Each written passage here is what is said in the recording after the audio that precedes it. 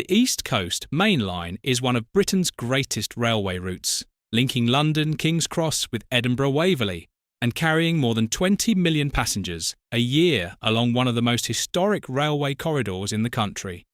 It is also the legendary route of famous names such as the Flying Scotsman and Mallard. Network Rail. From Newcastle to Edinburgh, the line becomes one of the most scenic main-line journeys in Britain. Crossing the River Tyne, sweeping through Northumberland, touching the edge of ancient market towns, running beside the North Sea, crossing the River Tweed at Berwick, and finally entering Scotland before descending into Edinburgh. Today, we begin our journey at Newcastle Central Station, one of the great railway gateways of the North East. Newcastle Central is a magnificent station, full of atmosphere, history, and railway character. Opened in the Victorian Railway Age, it became one of the most important stations on the East Coast Main Line. Its broad curved roof, busy platforms, and constant flow of intercity, regional, and local trains make it a wonderful place for any railway enthusiast to begin a journey. As we prepare to leave Newcastle, there is a real sense of occasion. This is not just another railway journey. This is the start of a spectacular ride north, towards the Scottish capital, over a route that has carried express trains, mail trains, sleeper services, freight workings, steam locomotives, diesel traction, HST, Class 91s, and today's modern Azuma trains. Leaving Newcastle, the train soon crosses the River Tyne. The railway geography here is fascinating. The older high-level bridge opened in the 19th century, but in 1906 the King Edward VII Bridge provided a shorter and more practical railway route into Newcastle Central. Today, the high-level bridge is still part of railway operations as a turning loop on the East Coast Main Line. Network Rail. The view over the Tyne is superb. To one side are the famous bridges of Newcastle and Gateshead, each one telling its own story of engineering ambition. The Tyne Bridge, the Swing Bridge, the High Level Bridge and the modern Millennium Bridge together form one of Britain's most recognisable urban skylines. For the railway enthusiast, this is a thrilling opening. Few mainline journeys begin with such drama. A great city, a great river, and a great railway route all coming together. As we leave the city behind, the railway heads north through the suburbs of Newcastle. The line is busy, important, and purposeful. This is a working railway, not a preserved line, but it carries history in every mile. Electric trains run beneath the overhead wires. Freight paths still matter, and the line remains one of the great arteries of the British railway network.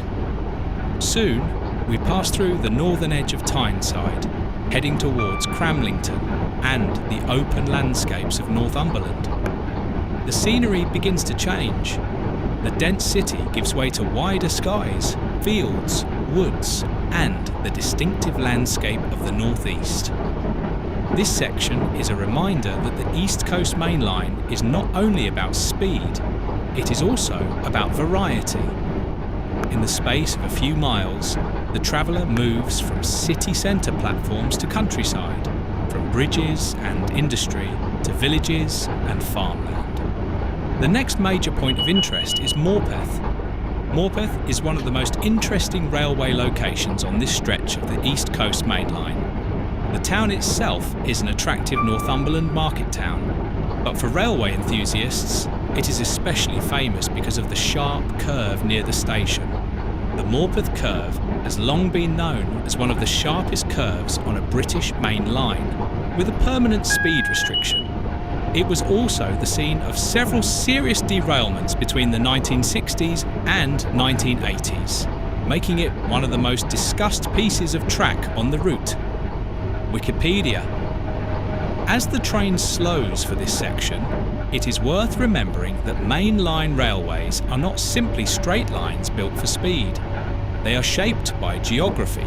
land ownership, early engineering decisions, towns, rivers, and the compromises of the Victorian railway builders. Morpeth is a perfect example. The curve may seem surprising on such a major route, but it has become part of the character of the East Coast Main Line. For drivers, it is a place requiring respect. For passengers, it is a subtle reminder of how much skill and discipline goes into running a railway safely.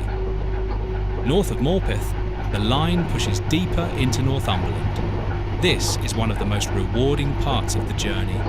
The scenery becomes more spacious, more rural, and increasingly beautiful. The train runs through a landscape of farmland, stone walls, wooded valleys, and distant hills. This is where the journey begins to feel different from many other British main lines.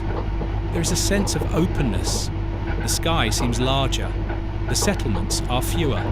The railway feels as though it is cutting a noble path through one of England's most historic counties. Northumberland is a land of castles, coastlines, border history, and ancient roots.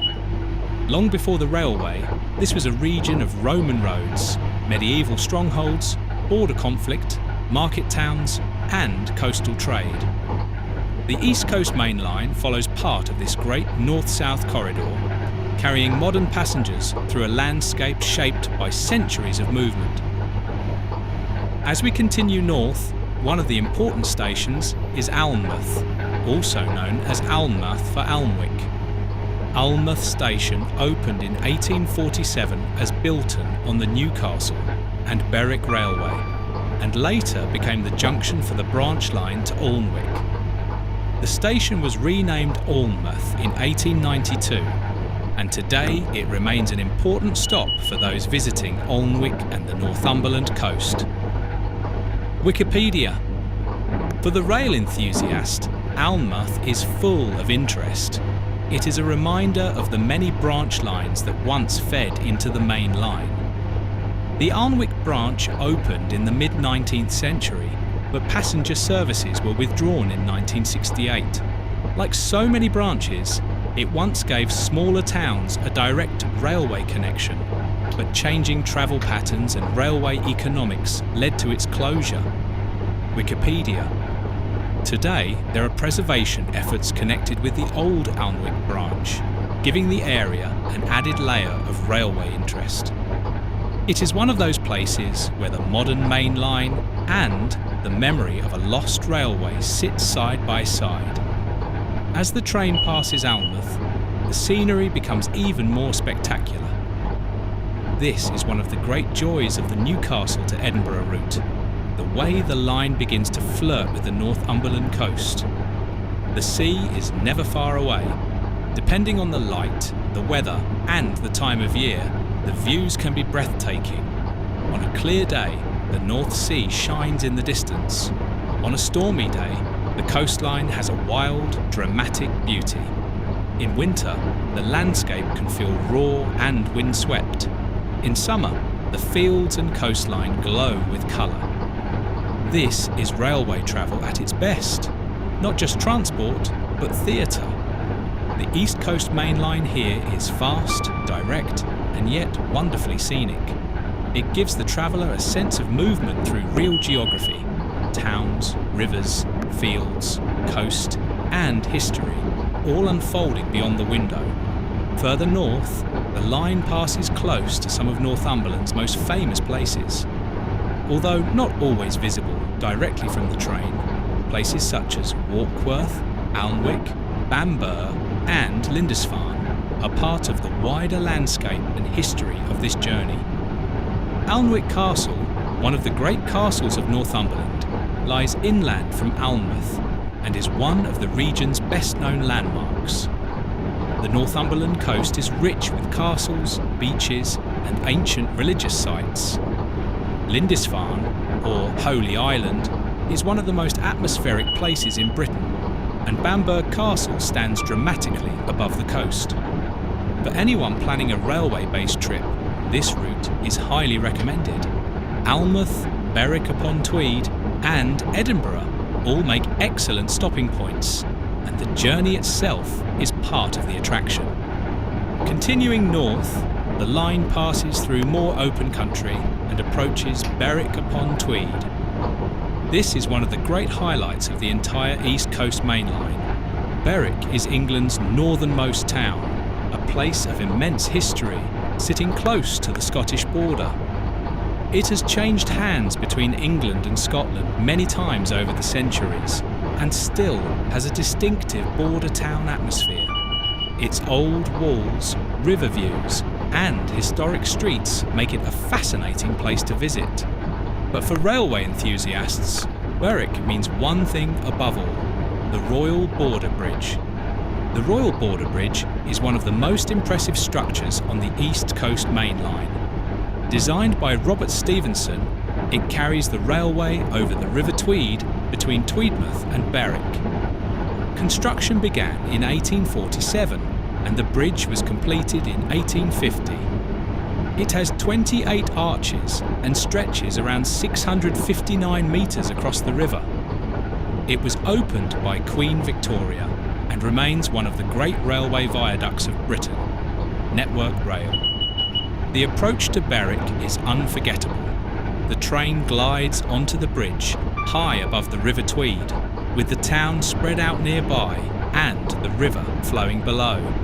It is one of those railway moments that never loses its magic. For anyone who loves railway engineering, this is a masterpiece. It is elegant, strong, purposeful, and beautiful.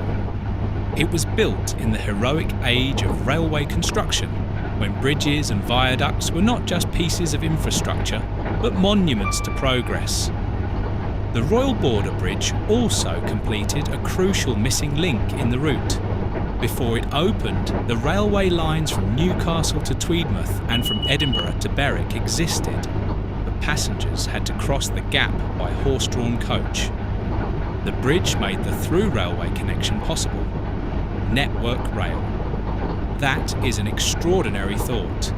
Today, a modern electric train crosses the Tweed in seconds, but in the 1840s, this river crossing was a major obstacle between England and Scotland. The bridge helped bind the route together and made the East Coast Main Line a true Anglo-Scottish railway. Passing through Berwick Station, the train is now close to the border. The scenery becomes wilder and more dramatic. The line soon crosses from England into Scotland near Marshall Meadows Bay, the only point where the English-Scottish border reaches the east coast. This is a special moment on the journey. There may be no grand announcement from the landscape itself, but the sense of transition is real. We have left Northumberland behind and entered the Scottish borders. North of Berwick, the East Coast Main Line becomes one of the most spectacular mainline railways in Britain. The track clings close to the cliffs and coast in places, with dramatic views over the North Sea. This section through the Scottish borders is a delight. The railway runs near places such as Bournemouth and Almouth, with rugged coastline, steep cliffs and open sea views. It is easy to see why many railway enthusiasts consider this one of the finest stretches of the East Coast route. The sight of an express train running along the cliffs above the sea is one of the classic images of British railway travel. The combination of overhead wires, sweeping curves, sea views, and fast intercity trains gives this section a unique atmosphere. There is drama here. In bad weather, the waves and grey skies can make the route feel almost cinematic. In sunshine, the sea sparkles and the coastline looks magnificent. It is the sort of journey where you do not want to look away from the window. One of the notable places on this section is the area around Bournemouth. The East Coast Main Line here runs through demanding coastal terrain, and the engineering is impressive. Cuttings, embankments, curves, and gradients all remind us that building a railway along this coast was no easy task. The route also passes near the site of Penmansheel, an important name in railway history. In 1979, the collapse of Penmansheel Tunnel led to a major diversion of the East Coast Main Line. the line was closed for several months, and a new alignment had to be created around the damaged tunnel. Wikipedia. This is another reminder that the railway is a living piece of infrastructure. It has had to adapt to accidents, geology, weather, changing traffic, electrification, and modern demands. The route we travel today is the product of nearly 2 centuries of construction, alteration, maintenance, and improvement. Further north, the line heads towards Dunbar. Dunbar is an important East Lothian station on the East Coast Main Line. It opened in 1846 under the North British Railway and has a long history as a key stop between Berwick and Edinburgh. Our Dunbar. For many years, Dunbar had a more limited layout, but in recent times it once again has 2 platforms, improving operational flexibility. For passengers, it is also a gateway to the beautiful East Lothian coast. Dunbar itself is an attractive town with strong maritime connections, dramatic coastal views, and links to the famous conservationist John Muir, who was born there. From the railway, the surrounding landscape is open, coastal and bright, with the feeling that Edinburgh is now drawing closer. The section from Dunbar towards Edinburgh offers a wonderful mix of sea, farmland, historic towns, and distant views. This is East Lothian, one of the most scenic approaches to any capital city in Britain. The train passes through or near places such as East Linton, Drem, North Berwick Junction, Longniddry, and Prestonpans. Each has its own railway story. East Linton is especially interesting as the station reopened in December 2023 after being closed to passengers since the 1960s. Its return shows how parts of the railway network continue to evolve, with communities once again being connected to mainline rail services. Drem is the junction for the branch to North Berwick, one of Scotland's most attractive seaside towns. North Berwick is famous for its beaches, harbour, and views towards the Bass Rock, a great volcanic island rising from the Firth of Forth. Longniddry and Prestonpans bring us closer to the Edinburgh suburban area. Prestonpans is also known for its industrial and historical connections, including coal mining, salt making, and the Battle of Prestonpans in 1745. This approach to Edinburgh is full of contrasts. On one side, the railway carries fast, long-distance trains. On the other, the surrounding landscape tells stories of fishing, farming, mining, seaside holidays, and Scottish history. As the line continues westwards, the Firth of Forth begins to dominate the imagination. Even when not always directly visible, the sense of approaching Edinburgh by the coast is very strong. The railway now becomes busier. Local services mix with long-distance trains. The overhead wires, signalling, junctions, and multiple services remind us that we are nearing a major city. Soon we approach the eastern edge of Edinburgh, passing through areas such as Musselburgh and Portobello. The urban landscape returns, but it is different from Newcastle. Edinburgh has its own character. Stone buildings, hills, history, and a dramatic setting unlike any other city in Britain. The final approach into Edinburgh Waverley is one of the finest station approaches in the country. Edinburgh Waverley sits in the heart of the city, between the Old Town and the New Town, beneath the shadow of Edinburgh Castle and close to Princes Street Gardens. Few major stations have such a spectacular setting. As the train descends into Waverley, there is a real feeling of arrival.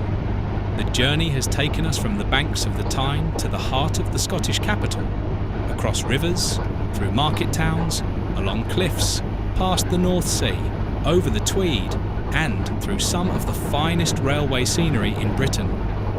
Edinburgh Waverley itself is a remarkable station, busy, atmospheric, and historic. It is the northern terminus of the East Coast Main Line and one of Scotland's most important railway hubs. Trains arrive here from London, Glasgow, Aberdeen, Inverness, the Borders, Fife, and many other destinations.